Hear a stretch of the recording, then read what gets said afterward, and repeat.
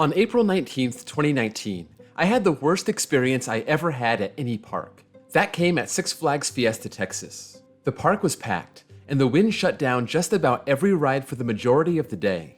Luckily, I had been to the park a few times before that, so I knew it was a good park, just having a bad day. I came back to the park in September for the first time since that nasty experience, and I thought this would be a good time to reflect on the good things about this park. Today, I'm gonna explain why Six Flags Fiesta Texas deserves a spot in my top 10.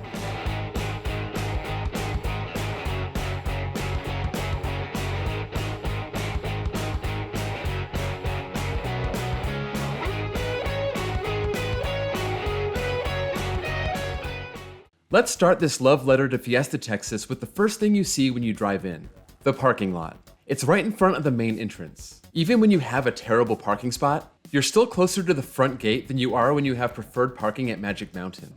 Not every park has the luxury of putting the parking lot in front of the main gate, but Fiesta Texas does, and it's a nice perk that you can take advantage of right away. Once you enter the park, you'll notice that you're never too far from anything. The park isn't small, but it has a great circular layout. If you go straight, you'll end up at Iron Rattler. If you hang a left, you'll end up at Wonder Woman. In the middle of those two, at the farthest point of the main entrance, is Superman Krypton Coaster. I've never gotten lost at this park. It's very easy to navigate, and the only real offshoot off the main path is the boardwalk area. As you're walking around the park, you'll notice all the themed areas that are done a lot better than other Six Flags parks. Los Festivales is the Spanish-themed area that you'll see as soon as you enter the park. Crack Axle Canyon is an old-timey southwestern-themed area, and this is where you'll find Iron Rattler and Roadrunner Express. Spassberg is the German-themed section on the way back to Wonder Woman. Fiesta Bay Boardwalk is the boardwalk section I mentioned, which simulates something that you'd find on the waterfront. And my favorite section is Rockville, a 1950s themed street where you can find Batman the Ride. I love walking down that street with the streetlights overhead and the rides and shops and restaurants on either side. If you get hungry, I recommend to head over to Spassberg to check out Sangerfest. This is an awesome indoor food court where you can get just about anything you want. It's a great place to get out of the sun for a while. I don't think I've ever gotten food anywhere else except for Sangerfest. Every park needs a massive dining hall like this. Time to talk about the rides. I love the coaster collection at Fiesta Texas. They don't have the best of the best, but I never get bored here. This is something that I can't say about the other Six Flags park in Texas. Iron Rattler is a coaster that I could ride all day. It has an incredible drop and one of the all-time great airtime moments. If you want some intensity, the park's newest coaster, Wonder Woman Golden Lasso Coaster, will try to tear you apart with the positive and negative G's. If you're into long loopy coasters, Superman Krypton Coaster is arguably the best floorless coaster ever built. There are also a bunch of solid supporting coasters, including Goliath, Pandemonium, Batman the Ride, Poltergeist, and one of the best mine trains ever, Roadrunner Express.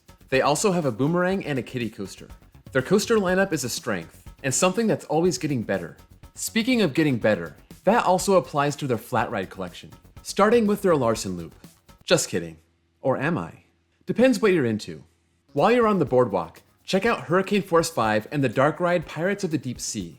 They also have Scream, an S&S combo tower, which is the best of both worlds, a launch up and a launch down. There's also a Sky Screamer, not the 400-foot model, but a modest 200-footer. Their best flat ride is the Joker, a Zamperla Giga Discovery that features an awesome funhouse as part of the queue line. Something you don't see often at Six Flags parks. And don't forget about their newest addition, Daredevil Dive, an inverting airplane ride over by Iron Rattler. If you're carrying something with you that you can't fit in your pockets, don't worry. You don't need a locker for any of the rides. You can just leave your stuff off to the side. This includes Wonder Woman. Even with the moving station, you can just step across and put your stuff in the cages on the other side. Mandatory lockers are annoying and everyone hates them, so good on Fiesta Texas for not making this a thing, just to make a few extra bucks. You might also notice that the park is surrounded by a quarry wall. This makes for a setting unlike any other park in the world. The park also takes advantage of this wall by using it in their coaster's layouts. Superman and Roadrunner jump on top of it, so does Iron Rattler, but that also goes through it. So does the train. It also allows for this awesome waterfall. Seriously, where do you see this, other than maybe some Disney park? It causes some other issues that I'll get into later, but it sure looks good. If you get hot throughout the day, and let's face it, you're in San Antonio, so that's pretty much guaranteed. Walk on over to Whitewater Bay. This water park's entrance is inside Fiesta Texas, near the Flash Pass building, and it's included with the price of admission. I know that it's not the only park that offers a free water park, but it's still an awesome perk.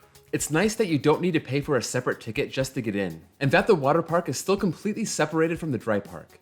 Finally, at the end of the day, Fiesta Texas treats its guests to either a projection and laser show on the quarry wall and/or a fireworks show.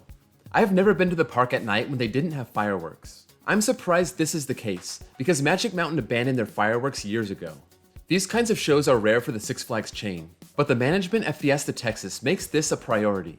I just took you through a pretty awesome day at Fiesta Texas, and this was the experience that I had in September of 2020. But it's not all perfect. Here are 2 minor criticisms followed by a major one. But the petty stuff first. You have to carry your loose articles with you on Pandemonium. It's weird, and if you have a full souvenir bottle, you're gonna splash yourself. Over Texas also used to have this policy, but just recently started to allow you to stash your stuff to the side. That policy hasn't made it downstate to San Antonio. The other thing is that Iron Rattler is tough to marathon because of the exit and entrance ramps. These are long and winding, whether you're getting in line or leaving the ride. I've had the chance to marathon this in the past on days where it wasn't busy, but it's a pain to get back into the station. Compare this to Twisted Colossus, where you can hop back into the station a few seconds after you exit. These are minor criticisms. You may even call it whiny. I wouldn't blame you. But the biggest con of Fiesta Texas is the natural problems caused by the quarry. It causes the park itself to be way hotter than it normally would be. But the main issue has to do with the wind.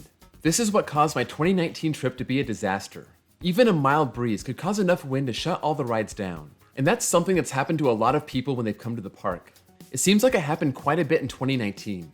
It may not seem windy on the ground level, but above that quarry wall, it doesn't take much for conditions to become too volatile to operate the rides. Just beware of this danger if you're planning on coming to the park for a day.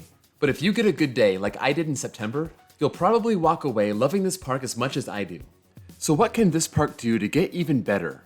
Ever since Rattler was turned into Iron Rattler, the park hasn't had a wooden coaster. A Gravity Group or GCI would be a great fit. Six Flags has never installed a Gravity Group, and even though they have a long history with GCI, the last one that was installed was 11 years ago with Apocalypse. The park also doesn't have a ton of room to build or for expansion beyond their parking lot, so any new big addition would probably require sacrificing another ride. I think they should relocate Pandemonium to another park that could use a family coaster, like Six Flags Over Georgia, and use that space for this new wooden coaster. I can also definitely see them getting an access coaster in this area, because Fiesta Texas seems to be the park that Six Flags uses as a testing ground, a lot like Canada's Wonderland is for Cedar Fair.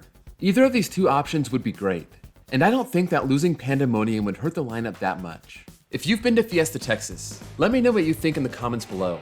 Did you have a good experience, a bad experience, or more likely, a little bit of both?